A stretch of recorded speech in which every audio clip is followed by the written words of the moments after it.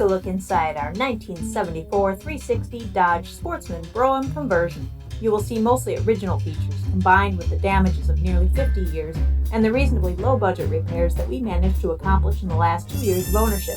I'm going to show you how we took this motorhome from wreck to rad.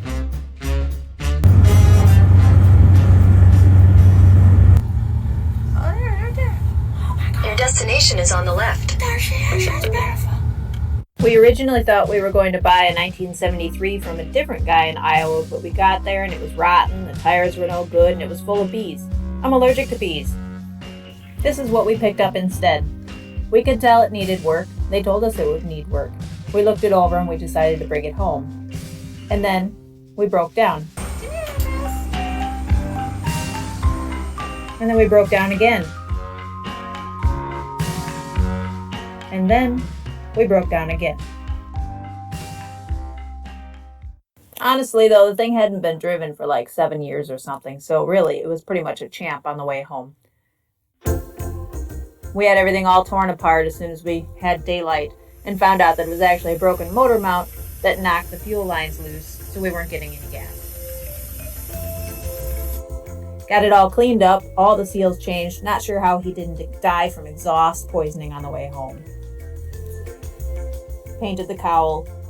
Well, it's got a new 3-core aluminum radiator, got a new alternator, new voltage regulator, new intake manifold gaskets, new thermostat, new carburetor, new valve cover gaskets, new exhaust manifold gaskets, and new exhaust.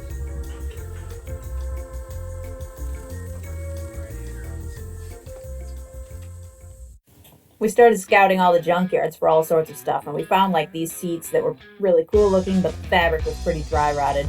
We had a couple of donor campers, some of which were totally filled with trash and disgusting and full of bees. I'm allergic to bees. We got a good cover and wheel covers off of Facebook Marketplace for like $20 too. These Astrovan seats are super comfy, and they spin, and they're comfy, and they're super comfy. We didn't know what these things were, these little doors to the outside world, and it turns out it's actually like basically a poor man's air conditioning. We inherited a industrial carpeting, and obviously before that was some sort of laminate. But before that was a fabulous green shag, and we wanted to try to replicate that, but it was way out of our budget. Upper bunk included a busted light, some rotted paneling and leaks, this weird creepy like vinyl mattress thing. So we tore it all apart, put in some cedar siding, a new light, and a new mattress, and voila.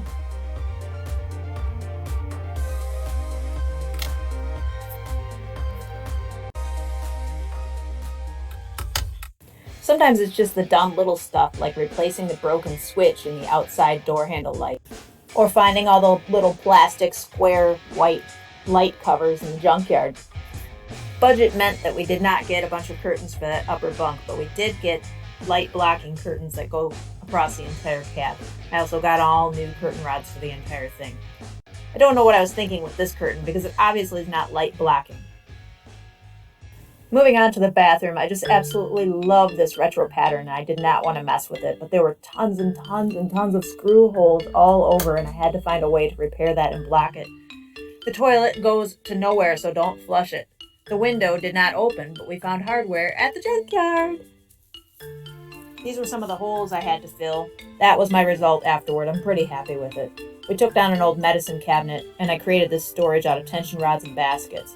I also put up a tension clothesline just for hanging a few items. I wouldn't want to put a whole ton of stuff weighted on there, but, you know, a couple of swimming suits, maybe a shirt that had to be washed, that sort of thing.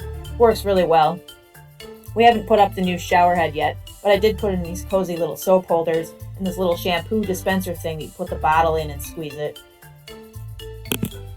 On the rare occasions where we would actually need to use it, we decided to just go kitty litter style with the toilet since the plumbing for it goes nowhere.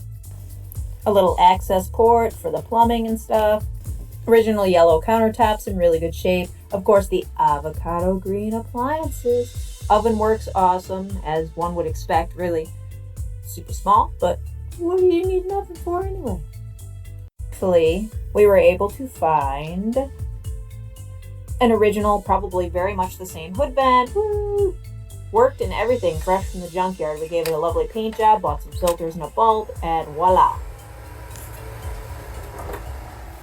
I wanted to see what the original wall was like. Since I liked the bathroom wall so much, I thought maybe the original kitchen would be cool. They obviously put that over the top, but they put that over the top because this wall was damaged. There were 6 of these super awesome plates in there, as well as this string of owl lights, which kept tripping the breaker, and I had to get a new string for it. We were, of course, missing the white squares for that light fixture that were like these white squares, but thank you to the junkyard, love, it was all better. Here actually folds down onto these rails to make another loft bed, which you would put someone who's maybe 5 years old up there, because this... Totally unfortunately, the original light fixtures, not only did they not really work, but they were also broken, sadly. The original must have been some sort of fake light, and it was super fragile. So we tried to keep with the theme. They both work. They're sort of period correct. There were no cushions, so we bought cushions from, again, period correct campers that we drove all over the state to get cushions for. We replaced one of the vents with a little electric fan thing. And my squirrel's mad that I'm not feeding him. Hello!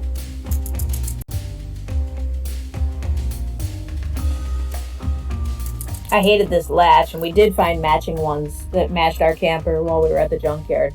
Just the storage closet. I'm assuming this wasn't original and someone added this. It's actually kind of a good idea. It helps you get down into the electric box, which is cool. And so yeah, replaced the little latchy thing with the appropriate one. Somebody hacked the crap out of where the refrigerator and furnace would have been, so this is what we decided to do. Put an air conditioner in, little cubby access hole, and the refrigerator. And there's that closet again. We have our inverter in there. Don't do this. The previous owner built this to put his propane tanks in. Not exactly legal or safe, for that matter.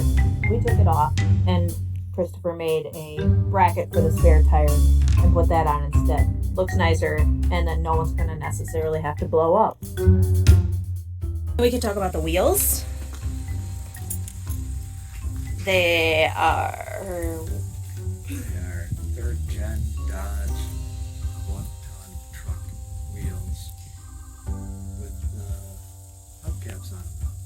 But the standard size instead of 16.5, right? Yeah, they're 16-inch, standard 16-inch instead of 16.5. All new tires. Facebook Marketplace for the wheels and the hubcaps and all of that. Super score. Redid the exhaust completely. It actually sounds kind of nice. It's like a racing camper. We threw the old one alongside the garage, and a Chipmunk ended up having 2 baby chipmunks in there. It was so adorable. This was not adorable. This was the tank that was originally underneath the camper. It had a hole in it, so we got this one from a junkyard instead, painted it. It's beautiful.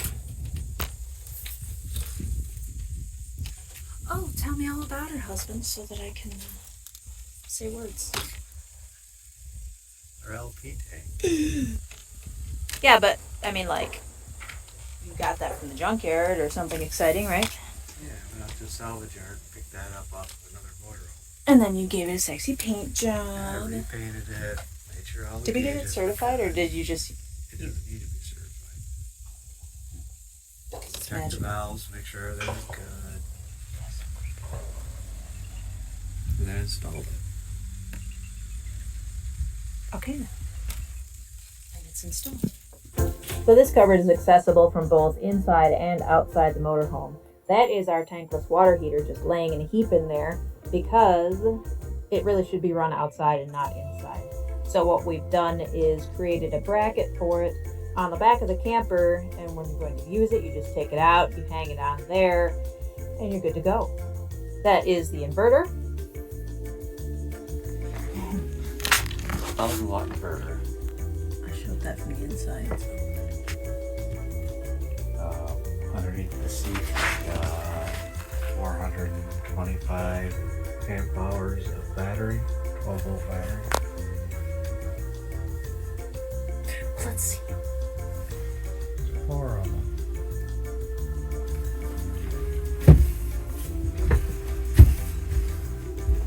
New plumbing.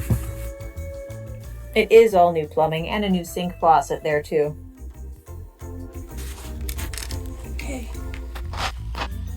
Brand new 15-gallon water tank. With pump. And it fills from the outside like normal, right? And you turn on the pump where? With that one? Let's switch right there.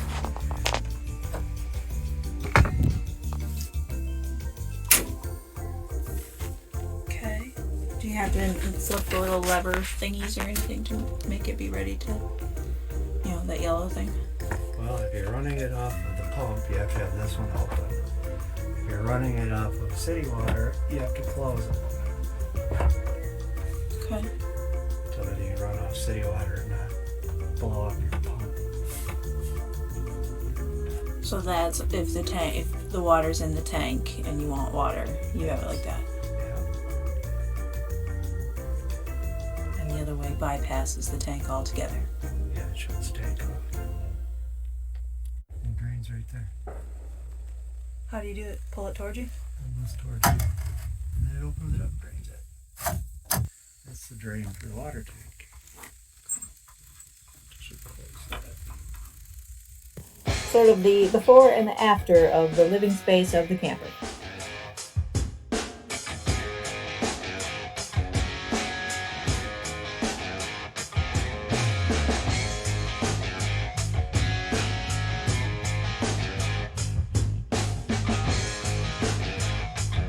I forgot to mention that there was actually like this hideous contact paper, so I took all of that out and put just a hideous wood grain in there instead with like some of those squishy foam pads to help keep stuff from sliding around. Here's just a general, yay, cupboard drawers! So exciting to you.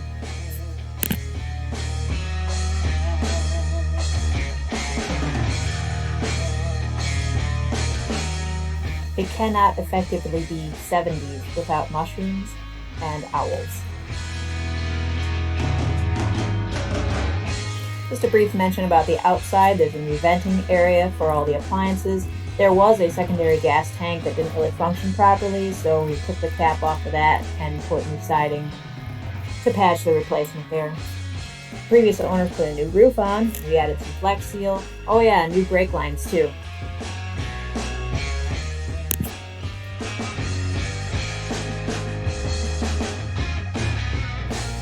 Did I mention the exhaust? Yeah, this video doesn't do it justice.